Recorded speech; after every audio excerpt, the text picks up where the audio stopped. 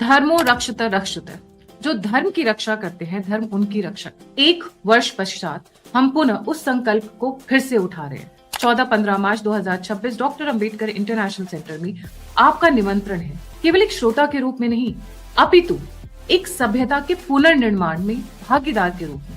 इस स्वयं बोध में हमारे साथ जुड़े हुए Tejasvi Surya, Vishnu Shankar Jain, Pradeep Bhandari, Vinod Tawde, Ankit Shah, Shamik Moitra, Anupam Mishra, Avneesh PN Sharma, Atithi Satsangi Meenakshi Jain, Prakhar Srivastava, Vikram Singh sir, RSN Singh sir, Rajeev Narayanan sir, lieutenant general Dushyant Singh sir, air chief marshal Bhadauria sir, Vineet Gaurji, he's a serving officer, and many subject specialists and experts.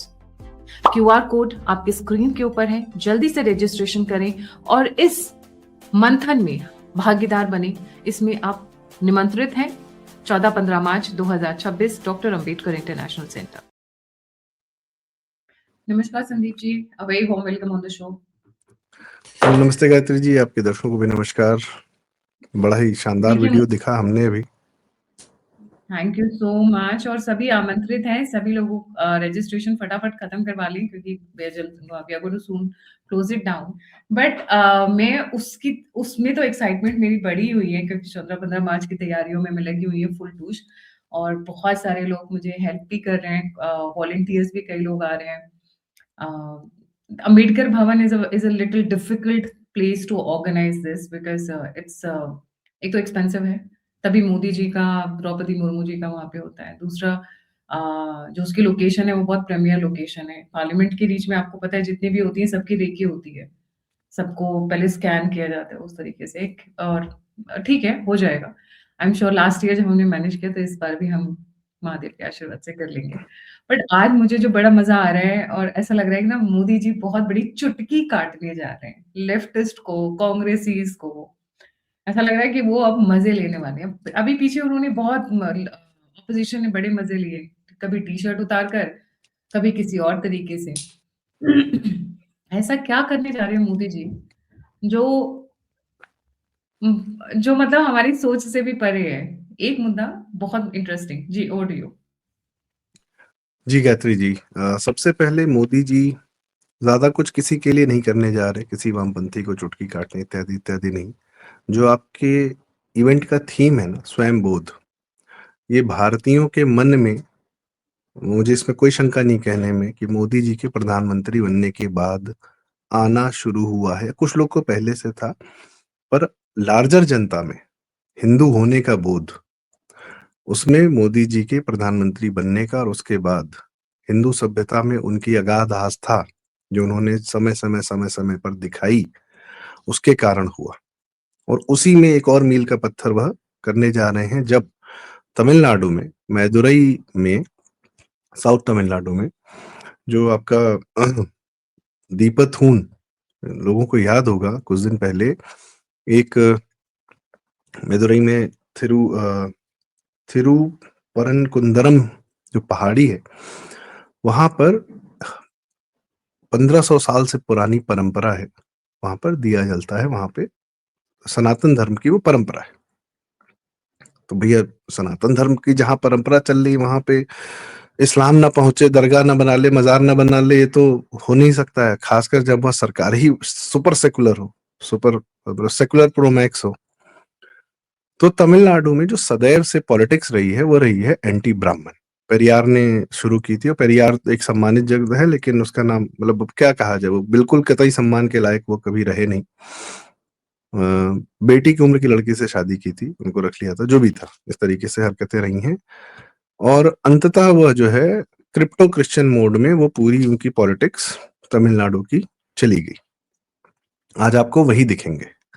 इसीलिए स्टालिन का बेटा उदयनिधि स्टालिन कहता है सनातन को जला के राख कर दूंगा, इस तरह के डायलॉग देना। ये और यह पूरी मानसिकता ए राजा, वहां के मंत्री जो 2G स्कैम में पकड़ा गया था, इन सबको आपकी हरकतें देख के लगे कि हाँ, ये पूर्ण रूप से क्रिश्चियंस हैं, क्रिप्टो है पर हैं, प्रैक्टिसिंग क्रिश्चियंस, ठीक है। और उदयनिधि बोल भी चुका है कि मैं तो प्रैक्टिसिंग क्रिश्चियन हूं। तो तमिलनाडु में जो चुनाव होगा, जैसे बंगाल में चुनाव हो रहा है, हिंदू वर्सेस इस्लाम का जो आक्रमण हुआ है बंगाल में, वैसे ही तमिलनाडु में जो चुनाव है अब इस बार, वह हिंदू सभ्यता वर्सेस ईसाई आक्रमण जो हुआ है साउथ में, क्योंकि कन्वर्जन बहुत है साउथ में, केरल में हो चाहे आंध्रा तेलुगु या तमिल में बहुत ज्यादा है। इन दोनों इस्लामिक और कल्ट्स ने, क्रिश्चियन कल्ट्स ने भारत को दो हिस्से में बांट रखा है कि आधे पे तुम कब्जा करो, आधे पे तुम कब्जा करो, हिंदू हमारा कॉमन दुश्मन। तो ये वहां दिख रहा है। उसी के काउंटर के लिए मोदी जी दीपथून 1 मार्च के पास जाएंगे और वहां पर हो सकता है कि जो दीप ज्वलन की प्रक्रिया है उसको भी करेंगे।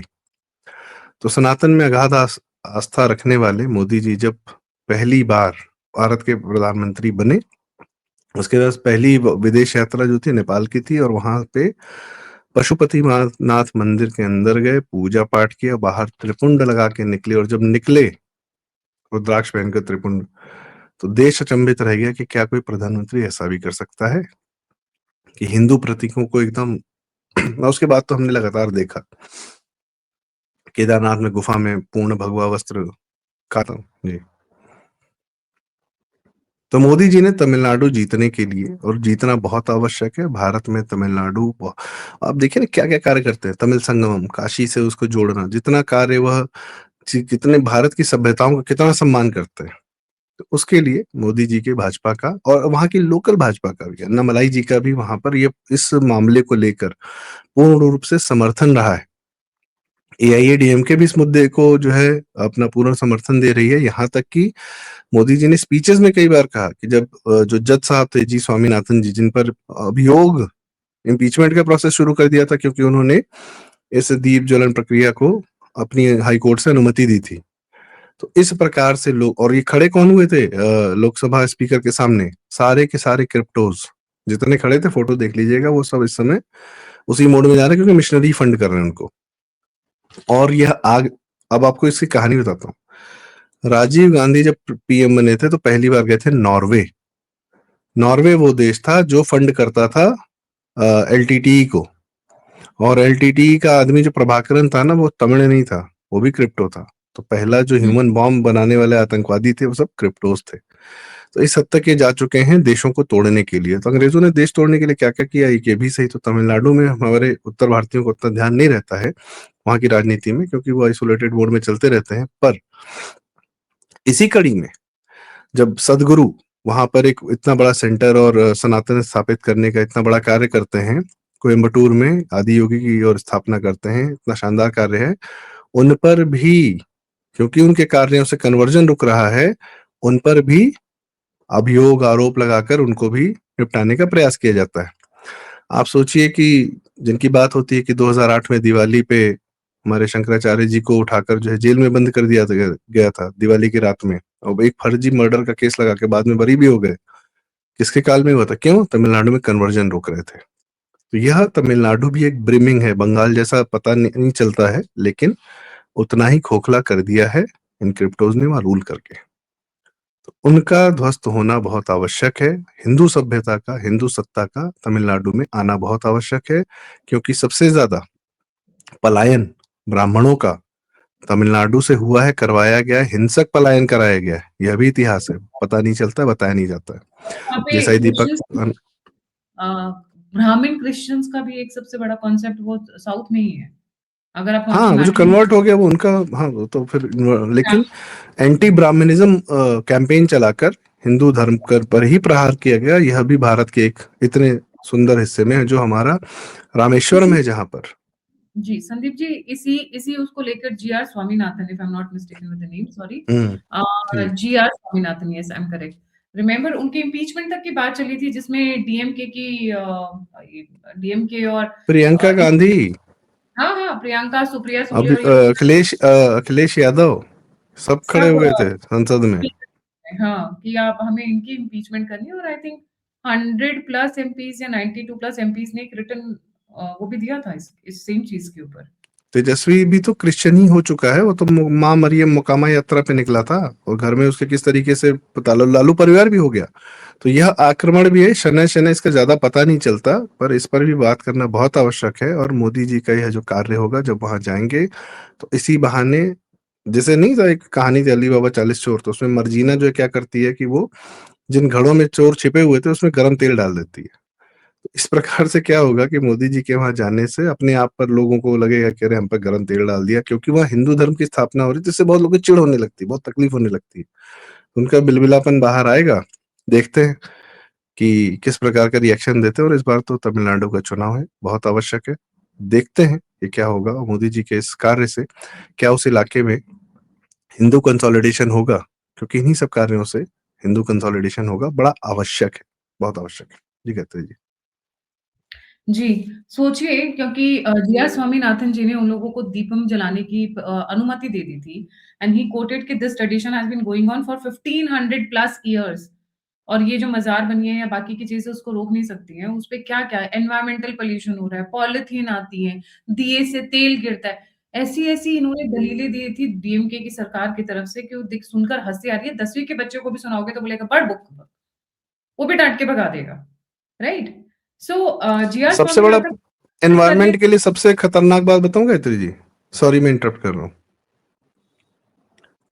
कब्रिस्तान, कब्रों में लाशें दफनाना सबसे बड़ा एनवायरनमेंट के लिए खतरा है, क्योंकि आप जमीनें बेवजह इस्तेमाल कर रहे हैं। बेहतर हो जो जिस रूप में आया था उसी रूप में वापस चला जाए। अफ्रीका में आपको पता है कैसे होते हैं कब्रिस्तान? यू विल नॉट बिलीव एक लाश एक एक कब्रिस्तान ताबूत के अंदर होते हैं, उसी के ऊपर दूसरी हो जाती है, उसी के ऊपर तीसरी हो जाती है, ताबूत के ऊपर ताबूत के ऊपर ताबूत ऐसा करेगा मैं कि कह रहा हूँ थोड़ी भी जमीन क्यों छोड़ी नहीं उन लोग के लिए जो चले गए। तो वहाँ पे जो क्रिश्चियंस भी क्योंकि दफनाते हैं, क्रिश्चियंस में भी जलाने का रिवाज नहीं है, वहाँ पे भी ये चीज़ कॉमन है but I will come back to the topic. ये स्वामीनाथन जी को तो इम्पीचमेंट करने की बात चली थी, उसमें सुप्रीम कोर्ट का भी एक रुख आया था और वो थैंकफुली उनके फेवर में आया था। नहीं तो ये तो इम्पीचमेंट तो उनकी भी करा देते। जस्टिस वर्मा की नहीं कराएँगे, इम्पीचमेंट कराएँगे स्वामीनाथन जी की, just because he was pro Hindu. Verma ji Holi खेलेंगे इस बार भी अपने आउट हाउस में। होली पर तो हुआ था कांड 1 साल होने पिछले को साल। आया। 1 साल होने को आया। बट मतलब आज जुडिशरी पे भी बहुत कवायद चल रही है, वो आपने सुना ही होगा। अ, एनसीईआरटी। एक एनसीईआरटी तो सूर्यकांत जी तो बड़े गुस्से में हैं और कौन माना लेकर हम करप्ट हैं, तुमने लिखा कैसे? लिखा कैसे? तो अभी तो ऐसा लग रहा है कि अच्छा एक कांग्रेस के एक प्रवक्ता हैं, उन्होंने ये कहा है, ये आरएसएस की साजिश है। आई am not joking, he said it on record. Congress के एक प्रवक्ता क्या ने है आरएसएस की साजिश? कि जुडिशरी करप्ट उन्होंने डलवाया है किताबों में। एनसीईआरटी में हाँ, पूरा ठीक है सब चलिए कुछ। आपको सोचिए पता है यार, आरएसएस से तकलीफ किसको होती है? आरएसएस से बहुत लोग को तकलीफ होती है। राष्ट्रीयवादियों नहीं एंड राष्ट्रवादियों को प्रेम है आरएसएस से और जो राष्ट्र के विरोध विरोध में खड़े हुए हैं, उनको प्रॉब्लम है। मैं एक भी और बताता हूँ कारण क्या है। RSS pure tit for TET formula अपनाती है इस्लामिक और क्रिश्चियन आक्रमण के ऊपर। ये बात सामने वाला जानता है, इसलिए आरएसएस से तकलीफ होती है। एकदम date to tit for tat. उस पर किसी ने और चर्चा करेंगे, हाउ टिट फॉर टैट। जी, बिल्कुल। Thank you so much Sandeep ji for joining. जाने से पहले व्यूअर्स से रिक्वेस्ट है 14-15 मार्च को हम आपकी तारीफ आपके स्वागत में खड़े हुए होंगे। हमारे साथ होंगे बहुत सारे हमारे गेस्ट, हमारी एक्सटेंडेड फैमिली, हमारे speakers will all be waiting to get in touch with you. Uh, ये दिस इज़ नॉट जस्ट